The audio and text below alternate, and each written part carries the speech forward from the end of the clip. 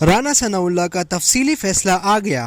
Lahore high court نے ممبر قومی assembly Rana Sanaullah کی ضمانت سے متعلق تحریری فیصلہ جاری کر دیا۔ سابق وزیر قانون پنجاب رانا ثناءاللہ کی درخواست ضمانت کا فیصلہ 9 صفحات پر مشتمل ہے، جسے جسٹس چودھری مشتاق احمد نے جاری کیا۔ تحریری فیصلے میں لکھا گیا کہ رانا ثناءاللہ کے شریک ملزم کی ٹرائل کورٹ میں ضمانت ہو چکی ہے۔ استغاثہ نے شریک ملزموں کی ضمانت منظوری کو ہائی کورٹ میں چیلنج نہیں کیا۔ فیصلے میں یہ بھی لکھا گیا کہ رانا ثناءاللہ پر 15 کلو ہیروئن رکھنے کا مقدمہ بنایا گیا، لیکن ان کا جسمانی ریمانڈ ہی نہیں لیا گیا۔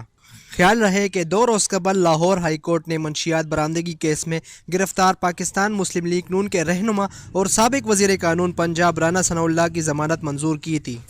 گزشتہ روز وزیر مملکت برائے انسداد منشیات شہریار افریدی نے ایک بار پھر دعویٰ کیا کہ انہوں نے سب کچھ اپنی آنکھوں سے دیکھا ہے اور رانا ثناءاللہ کے کیس کو منطقی انجام تک پہنچائیں گے۔